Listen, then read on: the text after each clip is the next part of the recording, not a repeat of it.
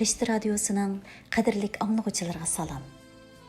Sizler bilen mikrofon aldıda görüşkünümden intayın xuşalman. Ana ve ana til temisi hemmimizning yuragiga tegadigan mengülik bir tema bo'lsa kerak. Bugun sizlarga onamning ana til haqidagi xatlari nomli asrimni sundum. Yoqtirib anglag'aysizlar. Apamdan ayrilgan shu zulmatli kundan beri onundan qalgan barliq taalluqat ve xatirlar bilan yüzüşdün. Özümni qaçırıp geldim. Bu balkim başqalarning öz yaqinlaridan ayrilgandan keyin marhum bo'lib ketgan shu kishining o'ziga bergan barliq xotirlarini yaqindan sinchilab qarashlari yoki burunqidan bakrak qadrlashidek ahvol bilan selishtirganda sal g'ayrirak tuyuldigan inkas ve psixika bo'lishi mumkin. Lekin amalim yo'q. Xotirlarni qo'limga olganimda teximi bek azaplandig'imni bilatdim. Shunga azapdan va reallikdan o'zimni qochirganimdandir ehtimolim. Bu yaldamalar ichida 2 dona manga atab yozilgan xotir daftar va bir bog'lam salom xat bor edi. Bu xatchaklardan tipik bir Uyg'ur ananing farzandlari va navri-chavirlarini tarbiyalashga singdirgan mehri va zehnini ko'rib olishga bo'ladi.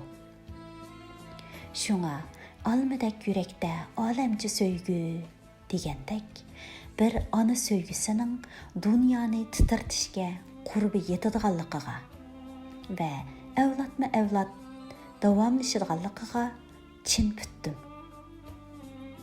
Bugun apamni seg'inib va aslab ishkabimdan uning hayot vaqtida men uchun qurma-qur yezib tayyorlagan ishchi Uyg'ur tarixi, madaniyati va turlik bilim manbalaridan to'plangan xotir daftar va salom xatlarini qayta ko'rib chiqdim.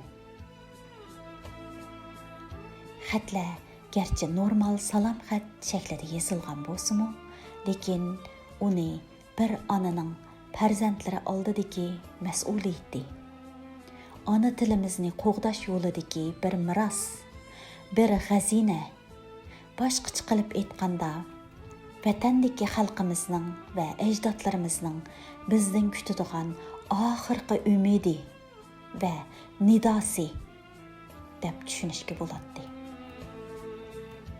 Hamma onalar farzandlarining qalbidagi qahramoni va fidokor kishilardir.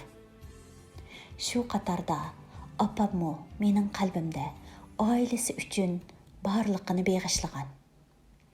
Hayot yo'lidagi turlik ta'tir shamollarning sababidan sarsonlik va dishvorchilikda dadimizga hamroh bo'lib, jafo va mushaqqatlarni birga tatgan. Uning hayoti va ijodiyatida muhim rol o'ynagan bir ona edi. Bu xotirlarni o'qiganimda xuddi onamning tiniqlarini sezgandek bo'laman. Har bir qurlarda onamning tafakkurining urg'ushlari bor. Millatning g'ururi bor, iftixori bor. Bular orqali ajdodlarning kechmishini o'qidim. Vatanning nimaligini tushundim. Bular orqali ajdodlarning izlarini ko'rdim. İztiraplarga o'rtandim. Armanlarga darmon izladim. Anam manga Uyg'ur tilimning fasohatini his qildirdi. Hikmatlarni singdirdi. Tarixning sirlarini yeshib berdi. Anamning xatlari tibobat qomusi, tarbiya dasturi, tarix darsligi, madaniyat jamgohi va mehr muhabbat buliqi. Anamning xatlari men uchun rag'bat va quvvat. Mening farzandlarim uchun mayak və qanat. Anamның xətləri arqalıq milletimning o'tmishi və kelgusi ko'z oldimda namoyon bo'ldi. Goh ajdodlarimning donoliqidan beshim ko'kka yetsa, goh ajdodlarimning soddaliqidan nadomat chekdim. Oğuzxan atamning ko'k bo'rining yo'l boshlashi bilan turklarga boshbug' bo'lib jahon so'rg'an davri ko'nglimni yayratdi. Uning hushyor aqlliqligi meni suyundirdi. Donay daryosining ostiga ko'milgan Atillaning qahramonligiga marsiyalar o'qitdi. Türk kalimasi tarixda tunji qitim yeziq holatida ifodalangan Orxon obidalaridagi ko'ltekin mangu toshlarga o'yilgan. Tavg'ashlarning so'zi tatliq, yipaklar yumshoq, lekin sen bilan do'st bo'lib olgandan keyin barliq razil niyatlarni ishga oshirish uchun urinadi deydigan bebaho so'zlardan do'st va dushmanimni to'nidim. Butkul budizm iqlimini titratgan ko'sanlik Kumrajivaning falsafalik ideyalariga opirin o'qisam, xiyol kaptarlarim meni irq betik, chashtoni ilikbekning izini bo'ylab bezaklikka boshlab bordi.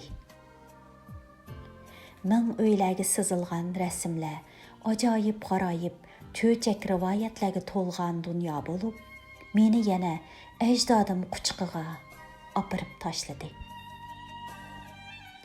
Yer ostiga ko'milgan Kroran davlatining boyqilishi bilan taklimakonda yashagan ajdodlarimning tilini, yeziqini o'rgandim. Ularning yemak-ichmak, kiyim-kechak, uy varonlarining bizga naqadar o'xshaydiganligiga qoyil bo'ldim. Yakan xalqida yashagan podshoh va mashhur kishilarning ajoyib tuqqandarchiligi meni hayron qoldirgan bo'lsa, shavkatlik bu davronda yangragan muqam sozi meni o'ziga mubtalo qilgan edi. Muqamga agishib, xalq naqshlari ichidan dardimga shifo izladim. Egiz tog' boshida chiroq ko'yadi. Voy, u ko'yganlar chiroq emas, yurak ko'yadi degan misralarga jo'r bo'lib naqshi to'g'ladim. Shundoq yurak ko'yidi. Tangsizlik, chorisizlik va taqdirga echinganimda yurak bag'rim tilinadi. İparxonning haqiqiy kashmishini o'qiganimda uning yovlog'i taslim bo'lmagan jasur ruhini o'zimga qiblanoma qildim. Anamning menga bu tilni miros qilganiga rahmat aytaman. Bu til bilan menga aql buluqi ato qilganiga rahmat aytaman. Bu til bilan millatimning saltanatini va ona tilimning qimmatini tunutqaniga rahmat aytaman. Bu til bilan dard va azoblarimni taqdirdosh xalqimga to'kaliginimga rahmat aytaman. Bu til bilan faxrlik tariximizni kuyliyaliginim uchun rahmat aytaman. Bu til bilan qorong'uliqni yirtib tong ziyosini kutaliginim uchun rahmat aytaman.